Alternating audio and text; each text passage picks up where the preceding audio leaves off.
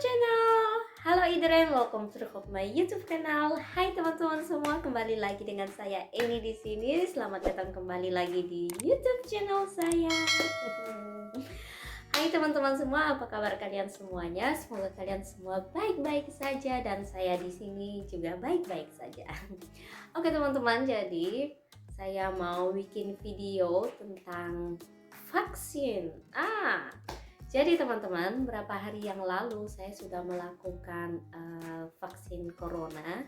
Jadi hampir 1 minggu, kalau besok sudah 1 minggu saya sudah melakukan vaksin corona teman-teman. Nah, saya di sini mau bercerita sedikit tentang pengalaman saya, apa aja sih yang saya rasakan setelah saya melakukan corona vaksinasi dan rasanya seperti apa. Jadi rasanya tuh ya sama aja kayak vaksin-vaksin lain, atau kalau kita disuntik itu ya rasanya ya disuntik, jadi disuntik gitu. Kalau jarum masuk tuh ya rasanya kayak gimana, rasanya kayak gitu, nyut-nyut gimana gitu. Jadi teman-teman, berapa bulan yang lalu, sekitar 2 bulan yang lalu, saya dapat surat dari tempat praktek saya karena saya sekolah perawat dari Nivo 1, jadi dari awal banget. Nah, terus dari tempat praktek saya itu saya dikirimin surat lewat pos kalau saya sudah bisa buat janji untuk melakukan vaksin corona teman-teman. Nah, tapi waktu saya dapat surat itu saya nggak langsung buat janji untuk melakukan vaksin teman-teman, karena saya mikir-mikir dulu pertimbangan apa itu menakutkan atau tidak dan bahaya atau tidak kalau saya lakukan vaksin. Nah, jadi selang beberapa minggu kemudian akhirnya saya memutuskan untuk melakukan vaksin teman-teman. Jadi berapa minggu kemudian saya buat janji untuk melakukan vaksinasi teman-teman, dan ya akhirnya saya telepon, saya buat janji ke tempat itu di sini namanya HGD. Terus saya telepon ke sana untuk vaksin. Tapi waktu saya telepon itu vaksinnya katanya habis teman-teman. Jadi saya harus nunggu tuh. Nah, terus mereka catat nomor telepon saya, jadi kalau vaksinnya udah datang, saya langsung bisa ditelepon atau dikirimin pesan untuk buat janji vaksin teman-teman. Nah, akhirnya selang berapa minggu, jadi itu nggak langsung besok ditelepon, 2 hari lagi ditelepon, nggak, saya harus nunggu lama teman-teman, itu sekitar 3 minggu barangkali. Terus akhirnya saya dapat pesan dari HKD kalau saya bisa telepon untuk melakukan janji untuk bisa vaksin. Jadi ketika saya dapat pesan dari HKD, saya langsung telepon ke sana untuk buat janji vaksin teman-teman. Nah, akhirnya saya dapat tanggal untuk melakukan vaksin itu tanggal 19 Februari teman-teman. Jadi hari Jumat kemarin, Jumat minggu lalu, tanggal 19 Februari saya lakukan vaksinasi teman-teman. Jadi ini vaksinasi pertama saya. Jadi teman-teman, di Belanda sendiri itu untuk mendapatkan vaksinasi kita diurutkan teman-teman. Jadi diurutkan pertama dari orang yang yang medis resiko atau orang sakit, terus orang tua ke atas, lansia, dan orang-orang yang kerja di keperawatan teman-teman. Nah, jadi semua orang di Belanda itu akan mendapatkan vaksin, tapi itu terserah karena tidak diharuskan. Jadi ya itu pilihan masing-masing orang. Kalau saya sudah memilih untuk melakukan vaksin teman-teman, dan saya sudah mendapatkan vaksin pertama saya. Dan orang-orang yang mendapatkan vaksin pertama kali itu adalah orang-orang yang medis resiko. Terus yang kedua itu orang yang umur 60 tahun ke atas, jadi lansia. Terus yang ketiga adalah orang-orang yang kerja sebagai perawat teman-teman, termasuk saya. Nah, jadi makanya kenapa saya sudah mendapatkan vaksin, karena saya kerja di bagian perawat teman-teman. Walaupun baru masih praktek, tapi ya sudah melakukan pekerjaan itu, sudah berhadapan dengan orang-orang yang saya berhadapan dengan orang-orang yang beresiko teman-teman, karena mereka sudah tua umur. Jadi saya bisa untuk divaksin. Nah, jadi vaksin pertama saya itu tanggal 19 Februari minggu lalu, itu namanya vaksin AstraZeneca teman-teman. Nggak tahu di Indonesia apa namanya sama atau beda, tapi itu nama yang tertulis di sini. Nah, terus ini kertas apa sih? Jadi ini kertas bukti kalau saya sudah melakukan vaksin AstraZeneca, vaksin pertama. Jadi kalau nanti saya ke vaksin yang kedua, dan vaksin kedua saya itu pas di bulan Mei, lama banget. Tapi ya nggak tahu kenapa lama, kita ikuti peraturan saja. Jadi vaksin kedua saya itu bulan Mei, terus saya harus bawa kertas ini teman-teman. Jadi ini harus disimpan baik-baik karena ini akan ditunjukkan di vaksin kedua nanti. Dan vaksin kedua itu saya belum tahu namanya apa, tapi ini vaksin pertama namanya AstraZeneca teman-teman. Jadi ini untuk orang yang di bawah 60 tahun vaksin ini. Terus di sini tuh ada juga pemberitahuan kayak warning gitu, kayak hati-hati. Nah, di sini kita bisa bawa mobil ya, atau mau bawa mobil atau naik sepeda itu bisa, naik tram, naik bus, terserah. Nah, terus kalau orang hamil itu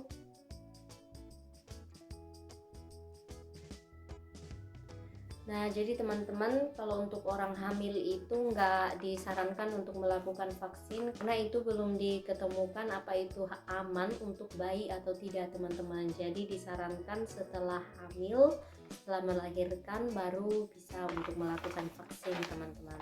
Nah terus teman-teman, waktu saya melakukan vaksin itu, jadi saya melakukan janji, terus saya ke sana naik bus. Terus habis itu lakukan vaksin, dan ya kalian bisa lihat videonya di sini. Leg je arm maar op je buik. Schouder een beetje laag, ontspannen.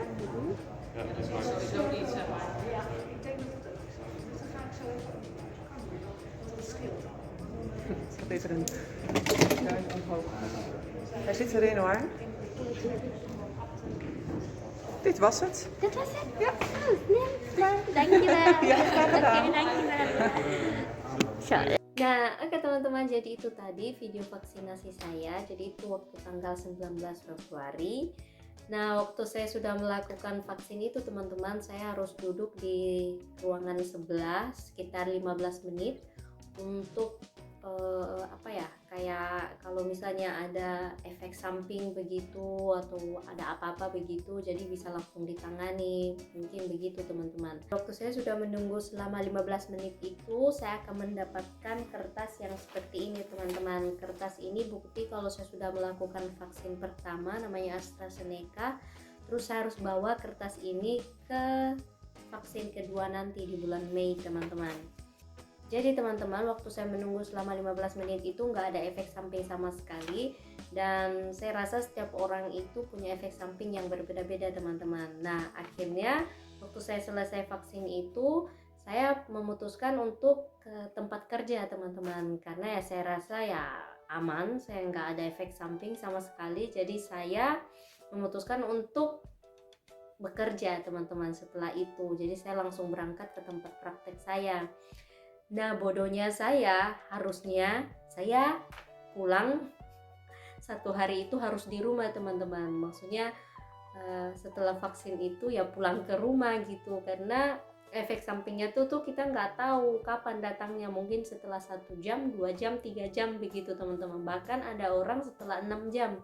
Saya itu melakukan vaksin jam 9, efek sampingnya itu jam 4 teman-teman. Jadi efek sampingnya saya itu setelah 7 jam melakukan vaksinasi teman-teman. Nah ya akhirnya karena saya pikir ya saya tidak punya efek samping waktu selama 15 menit itu, akhirnya saya berangkat ke tempat praktek teman-teman. Nah dan ya kejutan pun datang di tempat praktek. Ya pokoknya di tempat praktek tuh udah mulai pusing, terus kayak merinding, mulai agak panas, sakit kepala, tulang-tulang sakit, bagian belakang sakit, punggung sakit, otot-otot sakit. Nah akhirnya saya selesai praktek, jadi syukurnya juga itu saya menyelesaikan pekerjaan saya itu sampai selesai teman-teman. Nah akhirnya saya pulang, terus saya pulang ke rumah malamnya, aduh saya panas, demam sampai 39,3 derajat, terus sakit kepala, sakit otot, sakit tulang, sakit punggung, pokoknya semua sakit. Dan yang paling sakit itu adalah sakit kepala sama sakit belakang, otot punggung belakang saya teman-teman, itu yang paling kena. Dan ya, dan panas 39,3 derajat itu, wow, panas banget. Jadi saran saya sih, setelah kalian melakukan vaksinasi corona itu kalian harus diam di rumah teman-teman, 1 hari 2 hari begitu teman-teman. Kalau saya memang melakukan vaksin itu hari Jumat, jadi besoknya hari Sabtu libur, terus hari Minggu ya juga libur, jadi ya saya bisa 2 hari di rumah begitu teman-teman. Jadi ya bodohnya saya berangkat ke tempat kerja. Jadi kalau saya sih saranin kalian mau lakukan vaksin itu pilih hari libur kalian atau diam di rumah teman-teman. Jadi teman-teman, setelah kalian mendapatkan vaksin corona itu bukan berarti sudah aman teman-teman. Kalian masih harus pakai masker, masih harus jaga kesehatan, masih harus sering cuci tangan dan jaga jarak teman-teman, karena kalian masih bisa kena virus corona. Cuman memang sakitnya akan lebih ringan daripada kalau kalian gak dapat vaksin corona teman-teman. Itu akan sakitnya parah teman-teman. Nah jadi ya kalau di presentasi gitu, vaksinasi corona cuma bisa melindungi tubuh kalian itu sekitar 65%. Apalagi sekarang ada virus baru itu namanya England varian. Jadi itu virus dari England, dari Inggris. Jadi ya masih tetap harus jaga kesehatan, masih tetap harus jaga jarak, dan masih tetap harus pakai masker walaupun kalian sudah divaksin teman-teman. Nah oke, terima kasih banyak, semoga informasi ini bermanfaat. Dan ya, kalau kalian suka video ini jangan lupa angkat jempolnya, di like, comment, and subscribe. Dan jangan lupa juga share ke teman-teman kalian, ke sosial media kalian, supaya mereka mengerti dan paham bahwa vaksin corona itu nggak berbahaya, dan tetap masih harus jaga jarak, jaga kesehatan, cuci tangan, dan pakai masker teman-teman. Dan kalau bisa hindari tempat berkerumunan ya teman-teman. Jadi kalau misalnya kalian punya pertanyaan seputar vaksin corona, kalian bisa komentar di bawah, atau kalian bisa follow akun Instagram saya atau Facebook saya, dan kalian bisa nanya-nanya di sana teman-teman. Oke, terima kasih banyak, and see you on my next video. Bye bye.